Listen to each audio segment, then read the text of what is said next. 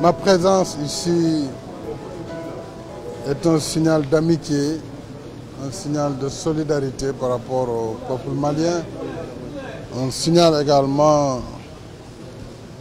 de soutien à la transition dans le cadre du processus de cette transition qui vient de réaliser des progrès après quelques difficultés. Et c'est ce qui a expliqué d'ailleurs il y a un mois à peu près, la CEDEAO avait quand même tenu compte des efforts des autorités de transition pour lever les sanctions. Aujourd'hui, il s'agit d'accompagner le Mali dans sa voie pour le retour à un ordre constitutionnel normal dans les délais prévus et conformément aux engagements des autorités.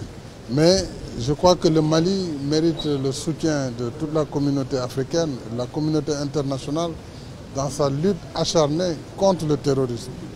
C'est un pays qui a beaucoup souffert, qui continue de souffrir, qui a été résilient, qui se bat avec le soutien des Nations Unies à travers la MINUSMA, le soutien de certains partenaires.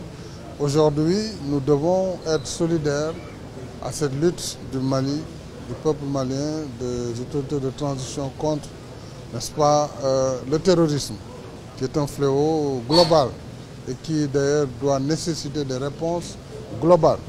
Donc je suis venu saluer le président Goïta, saluer les autorités et lui apporter donc ce soutien et en même temps lui demander, comme j'ai eu à le faire en entretien, des facilités par rapport à ce contentieux avec les militaires ivoiriens dans le cadre d'une solidarité africaine, de trouver des solutions africaines.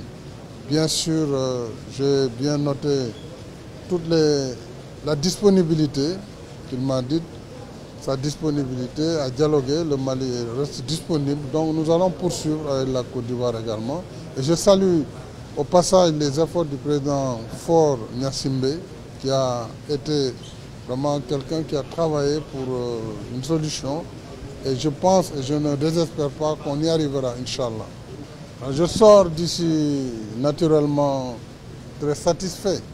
D'abord de l'hospitalité généreuse, mais également de la franchise dans les échanges. Nous avons mis quand même plusieurs heures au déjeuner. Ils sont sur la bonne voie et il faut accompagner cela. Ça, c'est le maître mot. Accompagner cette transition. Je pense qu'il y a l'écriture de la nouvelle constitution, il y a l'agenda, tout ça se met en place. Il y a le médiateur qui suit et la CEDEAO dans sa globalité. Moi, en tant que président de l'Union africaine, je suis venu surtout, en tant que voisin aussi, et apporter mon salut, apporter ma solidarité au moment où je dois me rendre au Tchad. Je ne pouvais pas survoler le Mali sans m'arrêter au Mali. Donc c'est d'abord cela, la raison de cette présence, une présence pour l'amitié, pour le voisinage, mais aussi pour l'accompagnement dans la bonne direction pour arriver à la fin du processus. Nous avons les questions liées au commerce, les questions liées au transit des marchandises, au chemin de fer.